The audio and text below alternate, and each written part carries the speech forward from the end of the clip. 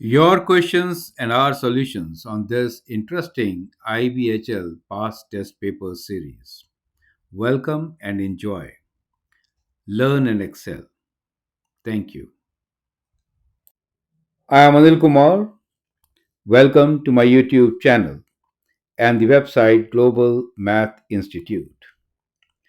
In this series, we are taking up questions from past test papers of our IB students. Let me first thank all the IB students for sharing their test papers and letting me provide such beautiful solutions to my subscribers and viewers on YouTube. Now, in this playlist, we are going to discuss many questions. Every day, I'm going to post one new question for you that will help you to really understand what mathematics is and how do we link different concepts learned so far. So, here's a very beautiful question where we'll begin with how do we solve an inequality? Inequality is quadratic inequality x squared greater than 2x plus 1. That in itself will be a learning process. And then we'll extend and we'll use mathematical induction method to prove that 2 to the power of n plus 1 is always greater than n squared if n is greater than equal to 3. So you'll also understand what is mathematical induction method, how do we apply it. A real test question before you. I'd like you to pause the video, answer the question. Let me also thank all the viewers and subscribers for watching my videos, posting excellent comments and suggestions. Your contributions may be $10, $2, whatever amount it is. It helps us to provide continuous free service for years to come. And this rich resource will be beneficial for many students who have been watching my YouTube channel in more than 80 countries. So, with 17,000 plus videos, here is a great resource for you. Keep supporting your own channel. Now, let's look into the solution of this problem. So, the very first part is an inequality, which is x squared greater than 2x plus 1. Let's bring all the terms to the left side. X squared minus 2x minus 1 is greater than 0. Now, minus 1 you can only get when you multiply plus with minus 1, but when you add them, you get 0. So you cannot really factor it. So to factor this, we'll apply the quadratic formula, finding the zeros for the given inequality. So let's find zeros first. We'll apply the quadratic formula. So x is equal to minus of b, which is 2, plus minus b squared, which is 4, minus 4 is c, right? So which is 4 plus 4 over 2 times a. A is 1, right? So that is what we get. Now from this quadratic formula, you can simplify this. We know x is equal to 2 plus minus square root 8 over 2, right? So x is equals to 2 plus minus 8 is 4 times 2, can be written as 2 square root 2 over 2. And that gives you the value of x as x equals to 1 plus minus square root 2. Once you cancel 2's, you get the idea, right? So you can cancel these 2's. Now, the quadratic formula is known to all of you. Let me rewrite. If the equation is ax squared plus bx plus c equals to 0, in that case, x is equal to minus b plus minus square root of b squared minus 4ac divided by 2 times a. So we applied this formula.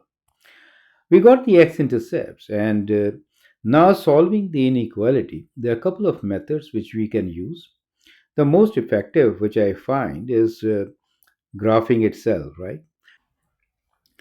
So now we have two roots, and to find out where this particular quadratic function is positive, greater than 0 means positive, right? So we want x square minus 2x minus 1 greater than 0. If you graph this function, we'll just make a rough graph here, right? So, it's a parabola which opens up. So we'll say parabola opening up, right? Now, in this particular case, when we are solving this inequality, we see that this portion is positive on the left side of the root and on the right side of the other root, right? And negative in this portion. Clear? And here we have 1 minus square root 2, and here we have 1 plus square root. So we have a solution here that x is either less than 1 minus square root 2 or x is greater than 1 plus square root 2. Is that clear to you? So decimal value is 2 point, square root 2 is 1.414, right? You can also say use that value. So definitely more than 2.4, 2.14. Correct. So you see the solution here, clear, right? You can also use interval table, right, to get the solution. But this is easy. Perfect. So we have solved the inequality, and we can say that x squared is greater than 2x plus 1 when the value is greater than 1 plus square root 2 or less than 1 minus square root 2. Clear? Correct. Now let's do the second part of this. I hope you have understood the whole solution. Now, now let's look into the solution of the other part. So I hope you have clearly understood how do we show or find the solution for the inequality x squared is greater than 2x plus 1. You can always send an email on globalmathinstitute@gmail.com to learn directly from me. Also, check our website for the latest updates. Now, we'll use what we have learned so far in doing part B of this question, which is applying the mathematical induction method to show that 2n squared is greater than n squared. And also, we are given that n belongs to integers, positive numbers, which are greater than or equal to 3. So, when you apply the method of induction, you have to start with the starting value and you have to check what happens at n equals to 3, right? So, important note here, normally you do n equals to 1, correct? In this case, since we are given that n is greater than or equal to 3, you have to check at 3. So, we check that 3 squared, right, is actually equal to 9, right? And 2 times 3 plus 1 is equal to 7. And so we see as 9 is greater than 7, so it is true.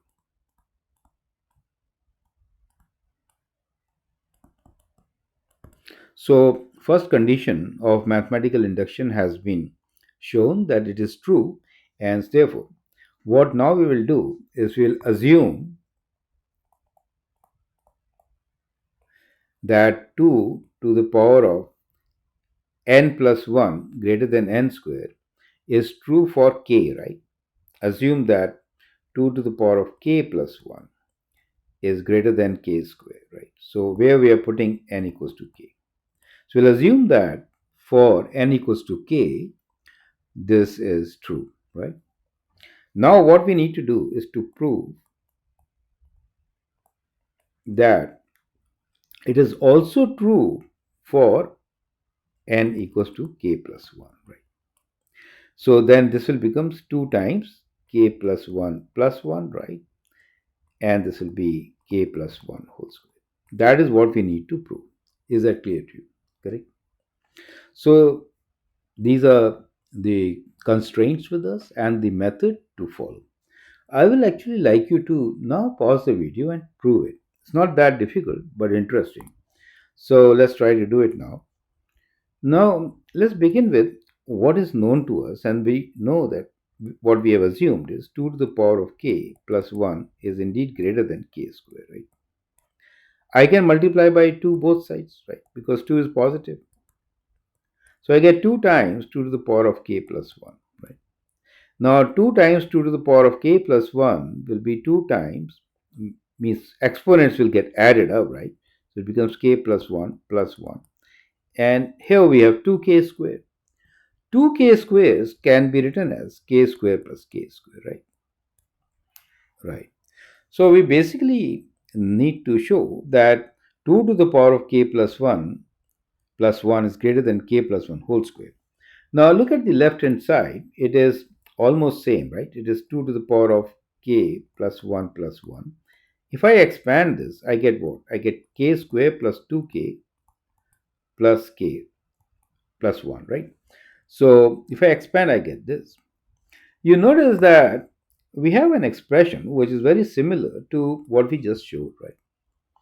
So from here, what we just showed, we can say that k square is greater than 2k plus 1. Clear? So k square is greater than 2k plus 1. We have got this k square. Do you see that k square? So this k square is also greater than 2k plus 1, and therefore we can write this statement combining the two things which we have just done as 2 to the power of k plus 1 is greater than k square plus. We are replacing this k square by 2k plus 1. Do you see that? And therefore we have shown that 2 to the power of k plus 1 is greater than k plus 1 whole square. You see, hence proved. You see how beautifully we have utilized part A in the method of induction to prove that this prevails for all values n greater than 3. Correct? Makes sense, right?